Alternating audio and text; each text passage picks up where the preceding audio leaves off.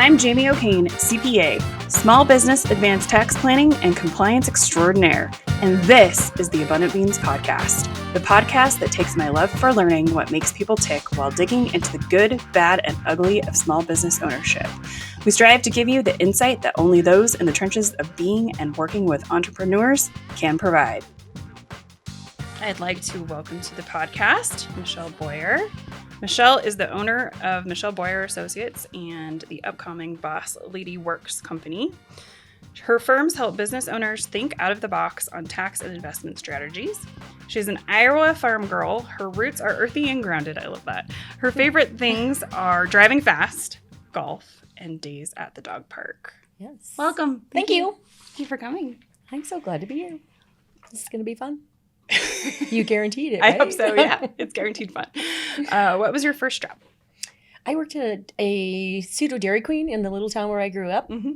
It was called the Dairy Dandy. Mm-hmm. And I was running the show by the time I was in high school. It was so much fun. Do you have the ice cream scooping muscle? Oh, I can make a cone without a flaw. I love it. Actually, I loved making the blizzards most. Occasionally a mistake, because then you got to eat it later. Yeah, on accident. On accident. I used to work at a burrito place, and it was like a privately owned, kind of like a Chipotle. Mm-hmm. And we would mess stuff up on accident every once in a while because we were hungry. So yeah, it was that good. Works. So how did you get into financial advising? By accident. Most people do. I was actually a medical supply rep for a company that sold a lot of soft things, consumables, catheters, adult diapers, things like that. And I was traveling like 60,000 miles a year. Oh my gosh. Yes, covering the road. I was a road warrior. And my next door neighbor got connected with a group that did holistic planning from a investment standpoint. They had their securities license, insurance, mortgage, and it sounded pretty interesting. And he invited me to one of their recruitment seminars. And I'm thinking this would really get me off the road and provide me with more flexibility. And so I took a leap of faith and jumped in. And that was back in 2002. So you left the traditional planning model. I did. Why did you do that? Stress. When you think about what we went through since the mid 2000s, everything was just flying high. And then we had those major crashes after 9/11 and then again in 2008. And I was experiencing all the fallout from that. And it got to the point to where it just became so gut-wrenchingly stressful because there were so many variables that you can't control that I just kind of had to throw up my hands and say, I'm done. Stick a fork in me. I can't do this anymore. So you currently work with a company called Elite Resource Team. Yes. You're one of their representatives. Correct. How did you get involved with them, and how are they different than the traditional financial model? Well, the piece that I really love about the team is that two wonderful men that developed the company had a forward-thinking perspective on how to help advisors in the field. We can't know everything, but there are specialists out there that do in specific areas. So they built a consortium of experts that we align with. And so now I quarterback a process where, depending upon what you do as a business owner or an individual and what services you need when it comes to planning at all levels, particularly advanced tax planning, we have the expert to address your issue. And I got connected with them probably about 3 years ago now. And you were just like, this is how I can do the financial planning and the tax planning and the helping that you love to do, but do it in a way that is more proactive and forward thinking than the traditional model. Holistic. I can be an expert in one area, but I can never be an expert in all of them. Right. So if I know where to find the experts to address a specific issue, I can quarterback that process, and that's what I like. That's awesome. I think most business owners don't understand what it takes to create a very robust advanced tax plan or exit plan. I would agree. Yeah. I think a big piece of that is understanding, though, let's see, you're a business owner and you have an accountant or a tax prepper or planner like you. And then you have a wealth advisor, and then you have an attorney, and then you have a consortium of other people who help you corral all those people and provide you with that one go-to resource. And that's really what we do. Yeah, I think that a lot of those professions, I mean, just in my experience, we work in silos. We try to bring each other in on things that we think might cross over scope, Right. but we don't really work as one for the client generally. So that's why Elite Resource Team is really interesting to me. It's kind of like developing a board of directors for you as an independent business owner. That's really cool. I like that. Board of directors. It's your defense team. Yes. So what does ERT offer their partners? I literally wrote in their partners. That's hilarious. What does ERT offer their partners? So what kind of resources and experts? So this time of year, a lot of business owners, you're going through extension filing or you just completed that September 15th. Hopefully you're almost done. You're almost done. So there is still a lot of planning left to do. We have a pension specialist that focuses on high net worth business owners that if you knew you could deduct another $200,000, $250,000, depending upon your income and your business before the end of the year, would you? And so pension plans, benefit plans, welfare plans between now and about the second week of December, all of that planning happens now.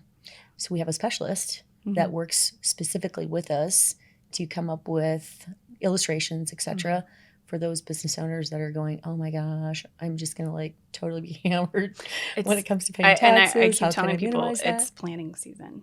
October, November, and September should be the time that you're doing planning.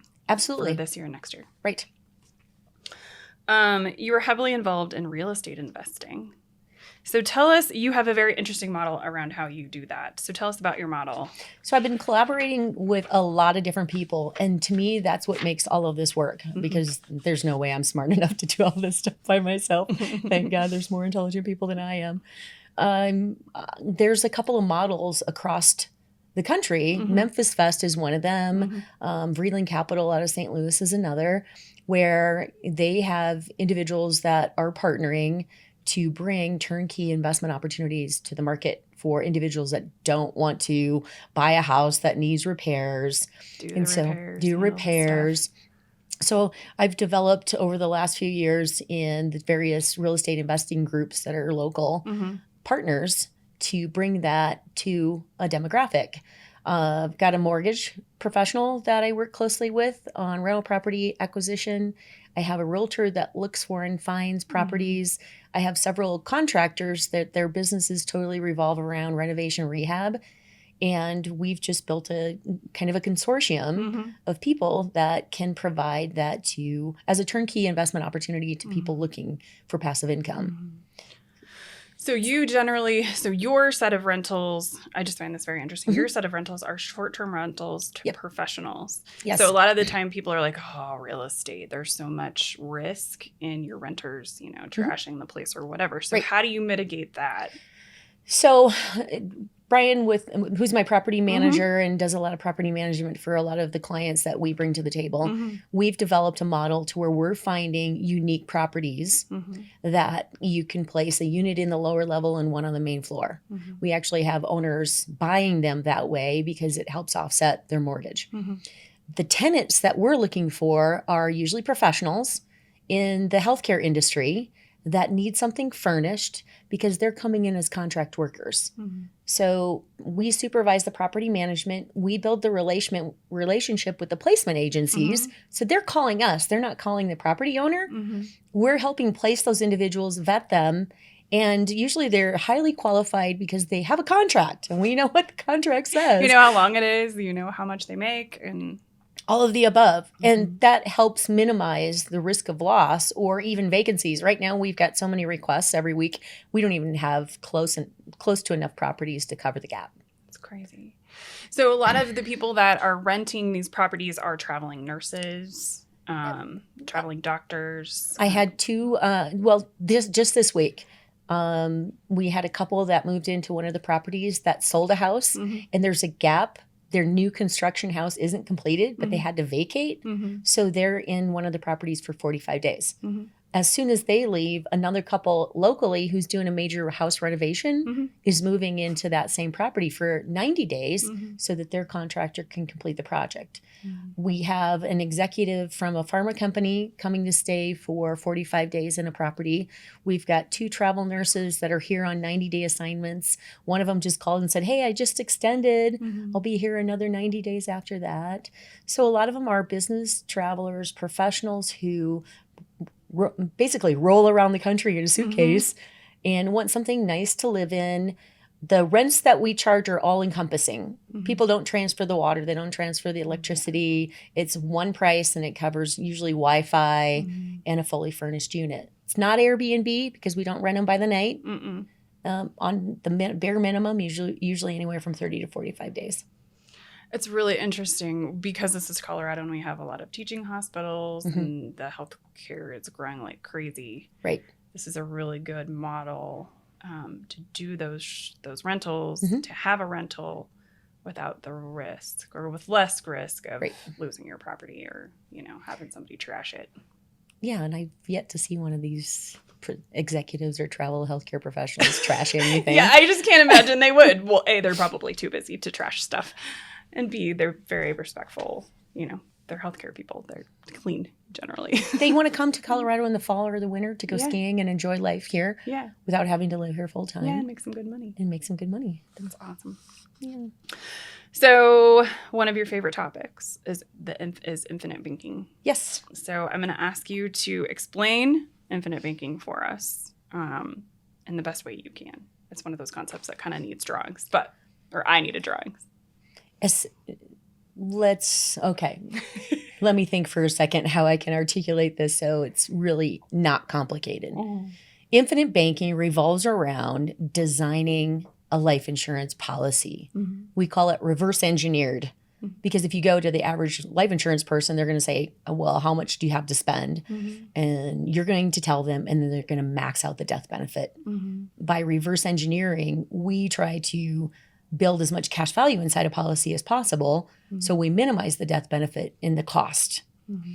If you think about a bank, you have a savings account and generally you have the capacity to borrow from that bank, correct? So when you set up a life insurance policy, that's a permanent policy and it builds cash value and you can add extra money into that cash value. The insurance company says, cool, we want you to keep funding the cash value. We'll let you borrow money from us. So you set up a savings account, in essence, inside that policy. Inside your own policy. It's your own policy. And if you need access to those funds, it really is simple as saying, hey, I need some money. I want to grow my business or buy or invest in a rental property. I need some cash flow. I need some cash. The insurance company is going to look at your savings bucket and see how much is in there. And then they're going to go, sure, here's some of ours. So just like a bank lends out other people's money, correct? The insurance company doesn't lend out other people's money per se, but lends from their own general account. So your savings bucket is still earning because there is a guaranteed interest rate on those. You still have the capacity to leverage that through a loan with the insurance company. In essence, it's infinite banking. It's not a banking. You're not building a bank, the traditional kind. You're building your own bank model utilizing a specially designed life insurance contract. That was very good. Thank you. You're welcome. First time, I've heard about the concept many times. You're the first person who drew it out for me, though. Oh, really? And I was like, oh, okay, that's what I was missing. I was missing the drawing. Well, what's really interesting, I just met with a person yesterday that is a very large real estate investor. And they're looking at it as an estate planning tool because they have to transfer value of property. But she wanted to know about where can I put my after-tax dollars that grow that way permanently. And even from the beginning of my career, it was often used as a non-qualified defined benefit plan. And it's after-tax money. We called it the super Roth then. Yeah. So if people understand a Roth IRA, that's how the internal workings of this kind of plan works. But it's a Roth IRA you can borrow against. Without penalty. And then also the thing about these cash value life insurance things is that this is not reportable money. So it's not something that is reported to the IRS. Nobody knows about it. You can use your own bank without any oversight and things like that, which is pretty cool. Yeah, other than it the is insurance cool. company, they're doing what needs to happen. And generally, you're earning more on that money than you're borrowing, right? Yeah, you are. It just depends on the company and what we're working with mutual companies, which they're not stock companies. So a mutual company is indebted to its policyholders. And so they have the obligation of growing people's cash value and keeping reserve accounts. And if they do well in a year, they will either the pool that you're in didn't have payouts and death benefits, or the earnings from the company are really paid back to you as the policyholder in a dividend. That's really cool. Yeah. So how does infinite banking help a business owner with cash flow? It's a place for them to stash their cash where they're going to probably earn more in interest than you would in a bank. So what do you think you get in your bank account right now on a savings account? 0.00. And not even much more on a money market, if that, right? Right. 2% maybe. And how many business owners need asset protection? A lot of them. Buy-sell agreements. So the vast majority of businesses, I think everybody needs some form of life insurance.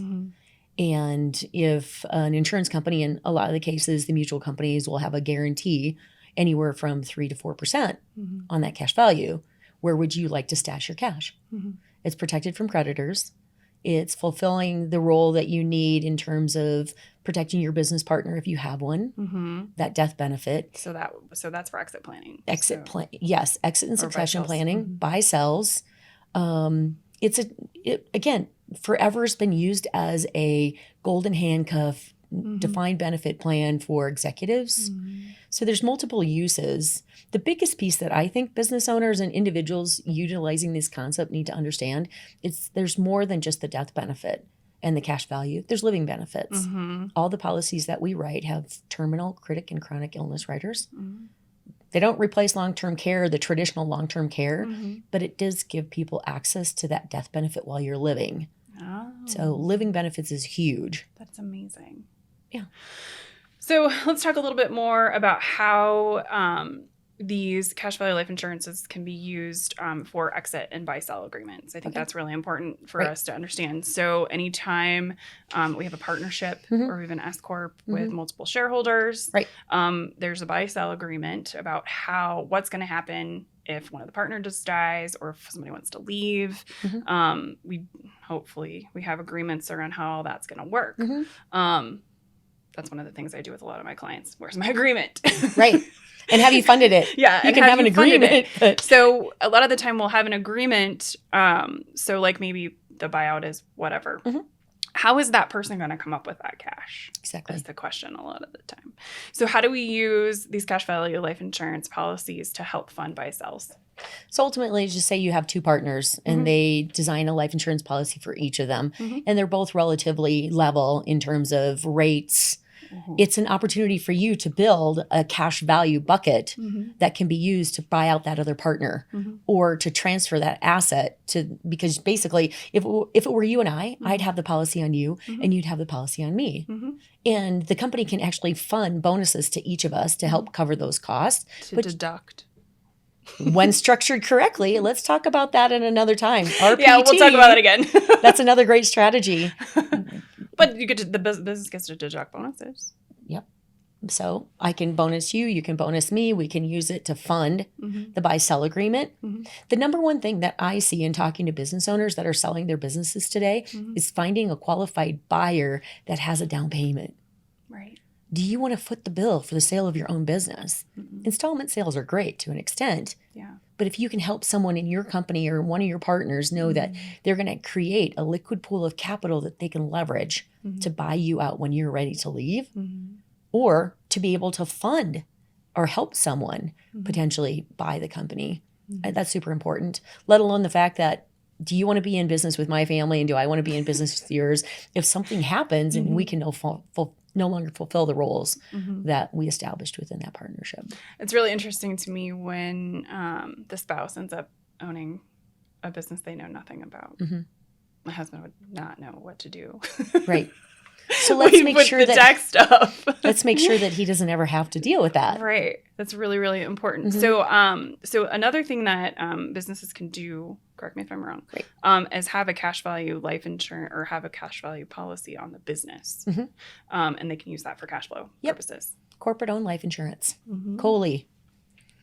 And what is the purpose of a COLI account and how is it used? Basically, it's just like you would use it personally if it was on you. You're doing corporate owned. Corporate owned is being funded so that the company actually owns the death benefit on you as an owner. So if something happens to you, the corporation has enough cash to replace you. That's cool. And they can also borrow against those insurance policies, the cash value, or the loan piece, right?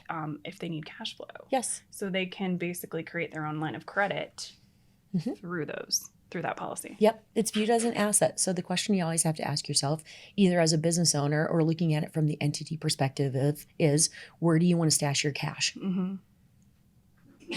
Real estate investors, where do you want to stash your cash? Do you want it equity? Or do you literally want to create a liquid pool of capital that you have more control over? Liquidity, use, and control. I love it. So good. Are we having fun yet? We're always having fun. So we already kind of talked about this, but it's October. Yes. Today is October 1st. October 1st. Usually about 4 or 5 weeks back. But what should business owners be thinking about before the year is over? We talked about pension planning. Yes. But so there's a lot of options there. There's sub plans. There's cash balance plans, 401ks with cash balance. There's a lot of options. Right. So creating the correct profit sharing plan for your business and you, as an owner, is super important. What other things can we do before year end? Plan for next year. There's also, there's a lot of moves we can make in entity changes, income shifting, things like that still. Time's ticking. Time's ticking. Things have to happen. For us on the planning side in helping you, if you've got a business owner that really is looking at a pretty significant tax hit, if they don't do something before December 31st, they really need to get in and get it done. I can provide you with a tool where you can send them out a questionnaire and a link. Yeah. And we're going to put that link in the description box. Oh, great. On this episode. So what that link does is it just asks some general questions about your needs. And then it goes to Michele and she just looks at it. If there's any opportunities for planning or things like that, she'll send it to me and we'll see how we can help you. A big piece of that is understanding that not everything that you address in your business is business. Sometimes it's personal. Yeah. A big piece that personal. A lot of business owners that I'm talking to are getting to the point to where they are looking for a retirement option. How do I get out? And if you don't want to get out, how do you create an opportunity to run your business 3 to 5 the way you want and not necessarily divest yourself of the business, but make sure the right people are running it so you can retire without going into the office every single day. Yeah, I think there's a shift to not working till we die, to creating businesses that let us live our lives, that give us the lifestyle we want. So I think the question is, what do you want from your business, and then how do we back into that goal? Absolutely. So how do we reverse engineer your goal? Awesome. All right. So before I ask my last question, where's the easiest way for people to find you? Where? How about my new website? Yay! BOSS Lady Werks. And Werks is spelled WERKS. And I've had a lot of people go, BOSS, where did that come from? It's an acronym. Building opportunities, supporting success. I love it. And so it really came from, I have a couple of handymen that works for me, and one of the young men, he goes, you're the boss. You're the boss lady. Okay, boss lady. Yeah, okay, boss lady. So that's kind of where that came from. It's kind of fun. It. So final question for you. Yes. What is the one thing every business owner should learn about that will help the growth of their business? From your perspective. From my perspective, people don't leave companies, they leave bad bosses. And more importantly than ever is helping people recognize where they fit into a culture, regardless of how big your company is. And if business owners as leaders can tap into gaining an inside look into their employees and what their employees' hopes and dreams are, and engage them at more of an entrepreneurial level, and helping them see how truly vested their role is in the company, then that culture, you'll never have to worry about people leaving. Well, can't say never. We're making moves to financially vest those employees too. Yes. So intellectually, personally, financially, so cool. Get those people invested. That's make them feel like they are important, because they are. Yeah, until they're not. Until they're not. Getting the right people on the bus.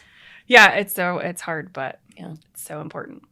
Awesome. Well, thank you. Thank you. This was great. Thank you so much for listening or watching. Be sure to subscribe on YouTube, iTunes, or wherever you prefer to listen. If you learned something and found some useful information to apply to your business today, please consider giving us a thumbs up and a review. Until next week, be abundant.